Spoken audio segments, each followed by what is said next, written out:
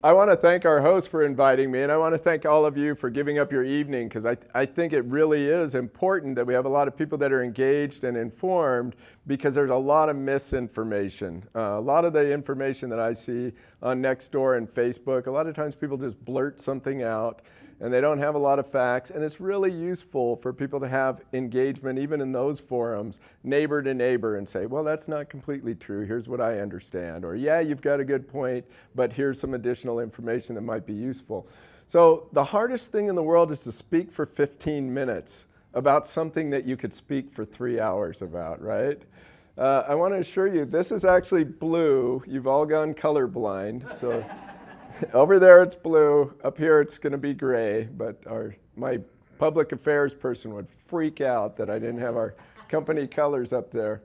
So we're going to try and talk really fast. And when Karen says that she met me and we've collaborated a lot, this woman sends me information about how hard it's raining at her house as a text message on Friday night. So, which I appreciated, and I responded with my rain gauge catch as well. Yeah, it was awesome.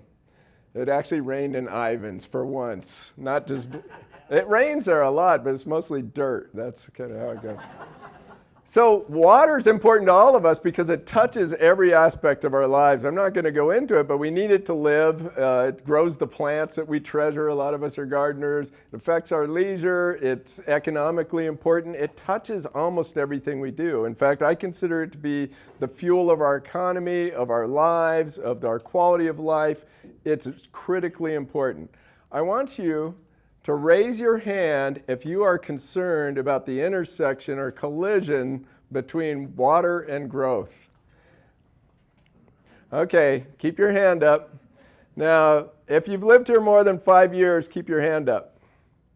If you lived here more than 10, keep your hand up.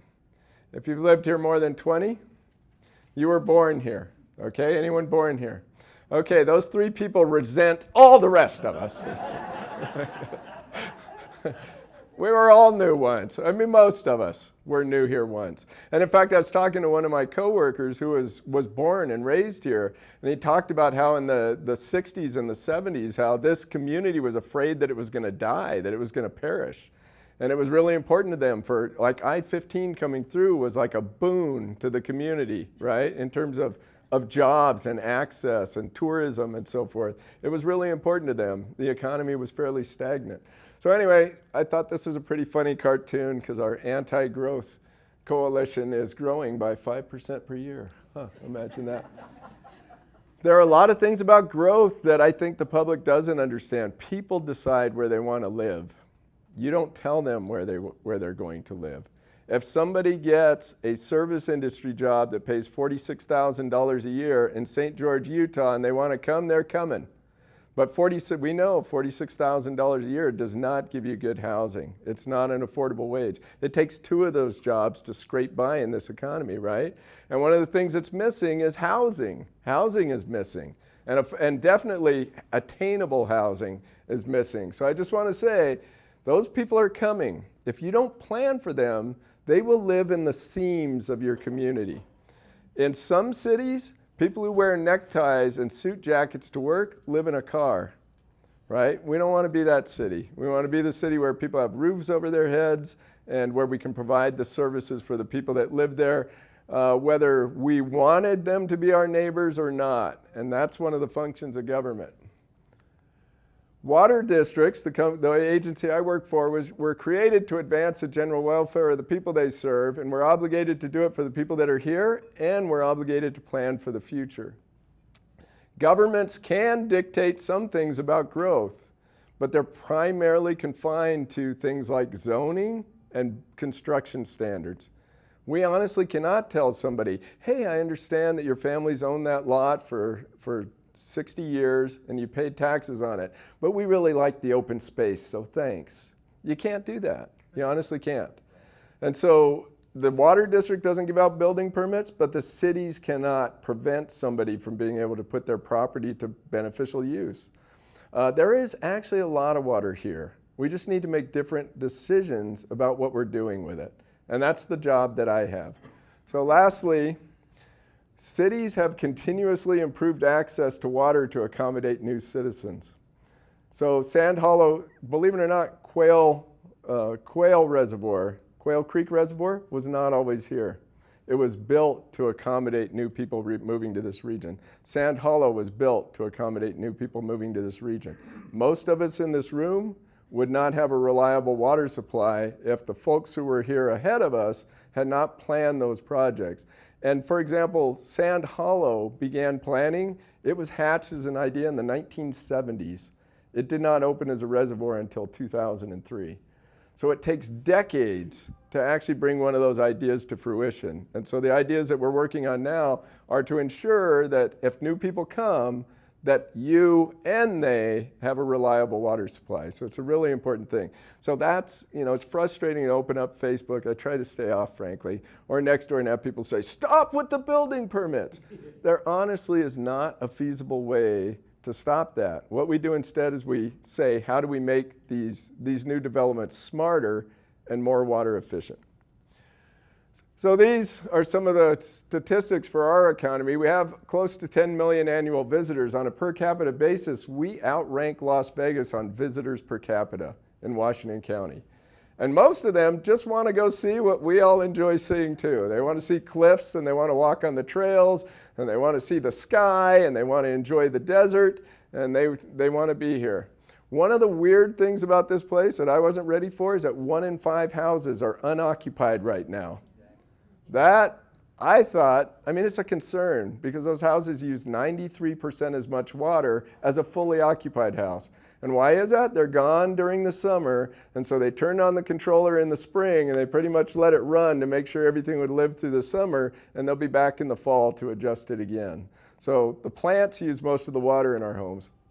We have an $11 billion GDP, and for every gallon of water we provided, this community produced 58 cents in economic output. So an acre foot of water theoretically produces over $200,000 of value in our community. So it's important to look at it from that perspective too. Many of us are retired. Believe it or not, I'm retired. I retired and then I went to work for Washington County.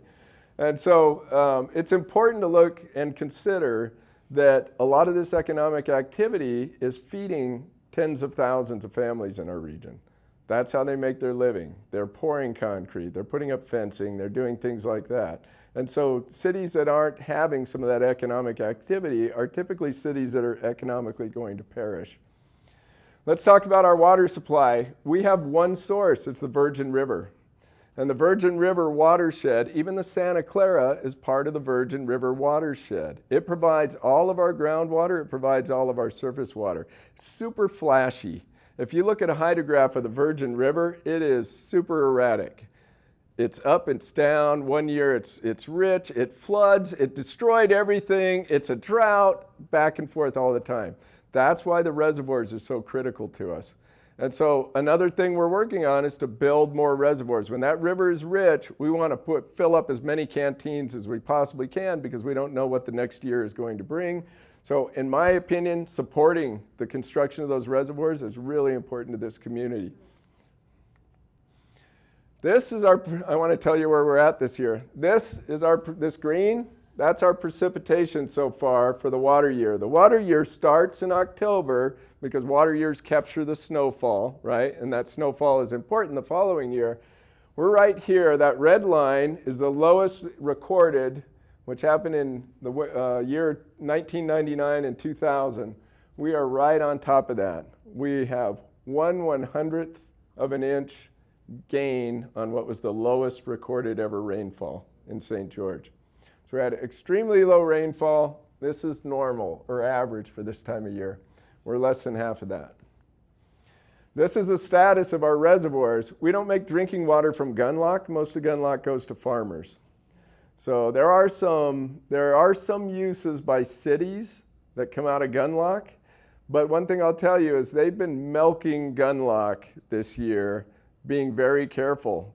So while you haven't been asked to give up 30% of your water because it's dry, most of the farmers had a 30 to 40% reduction in the amount of water that was allocated to them because they know that if they get their water out of Gunlock, nobody gets any. They'd rather have less than have it run out in the middle of a growing season. So if you've been there, there's a lot of shoreline on Gunlock. Quail Creek is at 61%. That's where our drinking water plant is. It's critically important that Quail Creek be in decent condition and the water quality be good, because 100% of our drinking water comes from a plant at Quail Creek. And then Sand Hollow is like a backup reservoir. These two are attached. We can move water from this one to that one, and that one to that one, so they can intersect with each other. And in fact, a lot of the new infrastructure we're proposing building is to be able to move water between different places in the region to make sure that it's where it needs to be. Sand Hollow is 77% full. That's doing really well, surprisingly. So last month we lost 10% of the capacity in Quail Creek to usage, and we lost 5% in Sand Hollow. And one thing people may not know about Sand Hollow is the biggest part of that reservoir is underground.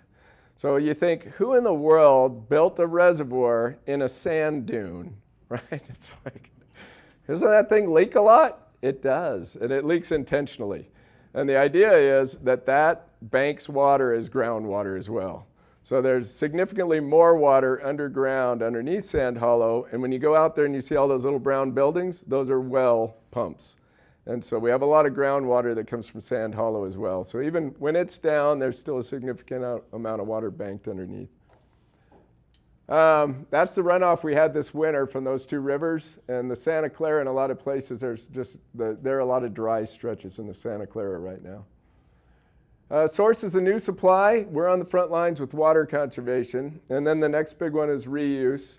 There might be the potential to develop some new supplies, but you've got to prove them up to the state. So sometimes with groundwater especially, there could be more water than you've been able to prove before, and you've got to go out and do hydrologic studies to be able to prove it and be able to use it. And then we all see agricultural conversion. We don't press farmers around here. It's part of the culture and history of the region.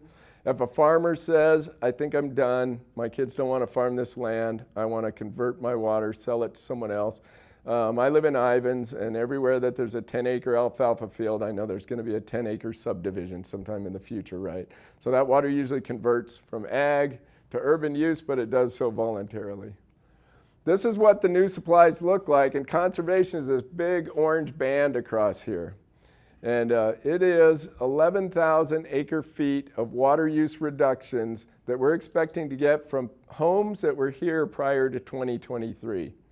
So we're trying to get the stuff that was already built before we put new standards in place to use less water, and then we're trying to build things, new things, so that they use much less water and we don't have to worry about retrofit programs. But the big stuff is this purple bar, and that's water reuse. And if you want to have another conversation sometime, my colleague Morgan Drake that runs that program would be happy to talk to you about how that works, why it's safe, how we intend to implement it, how much it costs. It is crazy expensive to do water reuse. But I learned something else today from one of my colleagues. The amount of money that it'll cost to do reuse is actually a smaller percentage of the region's gross domestic product than when we built Quail Creek Reservoir. The cost of building that facility was a bigger chunk of the region's gross domestic product than this water reuse program will be. So that thing's got a huge price tag. It's over $1 billion. And we're not a lot of people, right? So that's a big, big price tag on a couple of 100,000 people. But he said that 90% of the population voted for the bond, to support the bond to build Quail Creek, because they knew that's what was necessary for all of us to eventually be here. So let's talk about conservation strategies. You basically have 4 arenas that you work in, and it's rates, regulations, education, and incentives. And I'll just let you read some of the programs that we're running there, and I'll talk a little bit more about them. So rates, some agencies have pretty low rates, but we implemented a regional rate, and it pretty much hits you if you're a heavy water user. So we try not to impact people's basic access to water, try and keep those rates low. But if people are excessive water users, if you're in a new home, you can have an additional $10 per 1,000 gallons assessed to the charge that the city charges you, and that's a district charge. And we put that money into the accounts that are going to build some of that infrastructure. Let the large users pay more for it because they're putting more demand on our system. We have the most stringent water efficiency standards for new development in the state of Utah, and I would say they rival any in the West. If you build a new home today, without regard to how long you've lived here, you want a new home, you can only have 8% of the lot covered with lawn grass. So no more are we going to have a 5-acre estate with 4 acres of lawn grass and a house in the middle of it. So you have to be thoughtful about where you put it. We want a place where your kids can play. We want you to be able to run around and throw the ball for the dog, but we don't want you to have so much non-functional grass that is sucking up the water supply. We also put in the most water efficient fixtures and so forth into those homes, and I'll show you how the water use of these houses compares to what we were building just a few years before. Then we just created the ultra water efficient standard. This is, in most cities, this will be a voluntary measure. And the reason that a developer would want to do this is it comes with a smaller impact fee. When you build a house, already the first thing you pay for is $13,500 to have water service. And you pay that to the district for infrastructure that's behind your pipe. And you also pay the city for their infrastructure. So you can easily be $20,000 or more in before you've even put up the first stick of lumber, right? So impact fees are important to developers, and they will probably build more efficiently if they get a lower price tag. These homes are expected to use 33% less water than what we're building through our existing standard. Where the district is providing retail water, so we're a wholesaler usually, but sometimes a city won't serve a community. They build it in the unincorporated county, and then the county asks the water district to serve those people, bill them, install their meters, and so forth. If we are going to serve you, you have to build it this way. And there are different ways to build this. These are some examples of higher density lots. But another way to enter into this program is by building what I call Cayenta style.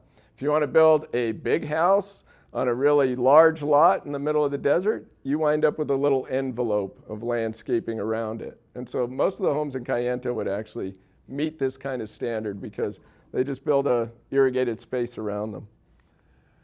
This is the difference in water use. So the blue lines are by month the estimated water demand of a home that we built in 2020. The red line or orange is a 2023 or later home, and the green lines are ultra water efficient homes. So it's a significant change. And so at least I can tell you, we're growing at a blistering pace, but the stuff that's being built is more efficient than ever. If you're in the business sector, any new business that went in will not have any lawn grass unless they can justify it, right? Why is that? Why no lawn grass? Anyone want to venture a guess? It uses 4 times as much water as the other plants we can put in there. I don't care if you cover the whole place with vegetation, if it's woody plants, vines, trees, grass is using more water than anything else you could put there. A lawn will use more water than a rose garden. A lawn will use more water than a fruit orchard in your backyard. So it's got very shallow roots. Tall fescue was not made for this desert. It sucks up a lot of water. And it's very sensitive to drought, and that causes people to water even more. We did an assessment of how much lawn we have, and we found there's about 180 million square feet of lawn in the region, and we estimate it's using almost half of our water supply, lawn grass is. Even worse, we think that 40% of it is what we would call non-functional grass. Decorative grass in front of a gas station, could be somebody's front yard, right? If you don't go out there and play on it or do something with it. And the way if you wonder, do you have any non-functional grass? Well, ask yourself this.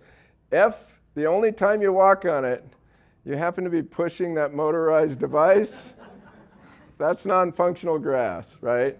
It's using a lot of water, but it's not your play space. We want parks. I want a place for children to play, but we have a lot of stuff that's in places that it probably has no business being. And so that's what we're working on. And we do that through the Water Efficient Landscapes program. It's an incentive program where we pay people $2 per square foot to convert non-functional lawns at their own discretion, totally voluntary. We've done 2,300 projects, 3 million square feet. That's equivalent to 51 football fields. You guys all know what a strip of sod looks like, right? That you could go to the nursery and purchase. You could run a strip of sod for 350 miles across Utah with the amount of grass that's been converted so far through this program. We're conserving 125 million gallons per year, and it costs half as much to develop an acre-foot of water through this program as it would cost for us to go out and buy an acre-foot of water and get it into a pipe to people. We're going to do both, but I'm just telling you this is the most cost-effective way to do it. The other good thing is when we save an acre-foot of water, or a million gallons for that matter, a million gallons is about 3 acre-feet, we're actually creating capacity in that infrastructure, right? That infrastructure can now serve other people without building something.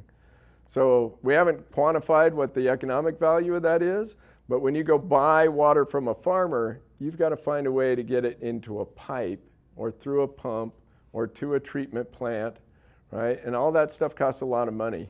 So if we can do water conservation, we save money on the infrastructure side, and we're getting the acre-foot of water for less than what it would have cost to pay somebody for a water right. It's increasing, and the number one way that customers tell us they hear about this program, we spend a lot of money on advertising. We have billboards, we're all over Facebook, we have, somebody's got to develop those little catchy ads and stuff like that. But number one is somebody told me about it. Somebody did it, they told their neighbor, they told their coworker, they told their family member. And for the first half of 2023, that's what we did.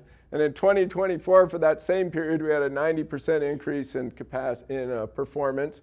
And then we're up another 31% so far in the first half of this year. And in fact, we're outperforming my old program in Las Vegas on a per capita basis. St. George is more active and doing more work in the residential sector than they are in Las Vegas. Now, don't get me wrong, they did it, they've already 25 years in. So they're dealing with the people who say that you'll pry the lawnmower out of their cold, dead hands, right? So it's a lot harder for them. So, but we put out a news release, and some of you may have seen it. But the beauty of putting out a news release, all you have to do is mention Las Vegas, and it gets a ton of coverage because everybody wants to know. One of the other obstacles we have is heat island. So a lot of people are like, you're wrecking this place. You're making it hotter. Everything you do is making it hotter. 85% of cities are buildings, asphalt, and concrete. 85%. Here, 7% of cities is landscaping. Now tell me that 7% is ever, I don't care what you put on it, ever going to abate the heat island effect. It will not. And the heat island effect happens everywhere. Minneapolis is a big heat island. Kansas City is a huge heat island. So it's not unique to the arid regions in the western United States. And the number one thing we can do is plant trees. And those are perfectly compatible with a water efficient landscape. A tree will cut the temperature of that surface that's absorbing the heat by up to 50 degrees Fahrenheit. And if you want, maybe you can't get it from here, this QR code will take you to a video that actually demonstrates that, where we went out in St. George and we measured temperatures of different materials with and without shade at 5 o'clock in the morning, at midnight, midday, whenever I happen to be awake to collect the data. So if you want that QR code later, or you can just go on Google and say WCWCD Heat Island YouTube, and you'll get this video. So we are a leader in Utah. I feel like we're establishing ourselves as a leader in the West. We're starting to get recognition. I was at a conference in Chicago, and somebody that used to work for a non-governmental organization, a nonprofit that had attacked me at my previous agency, asked, what are you guys doing there? Because it seems like you're really turning it around. And I think we are. And it's not the district, it's all of you that's turning it around. Everything we're doing is because people are willing to do it. Whether that be saying, let's create a new building standard, our political officials, all of our cities working together. We are the only district of all the 4 big districts in the state of Utah that has succeeded in getting all of the cities that we serve to adopt the same unified codes for water efficiency. The only one that's accomplished that. So that's the people again. Because if people want to fight, be they city councils, be they influential stakeholders, they can fight and they can drag everything down. But I think we have a really good understanding of the importance of water to us, and I think we have a strong community that cares about each other. So in the spirit of collaboration, in the spirit of kindness, I think we actually do want to ensure that the people who come after us are going to have the same opportunities that we had when we came here. So that's what I've got for a presentation. That wasn't 15 minutes, I'm sure, but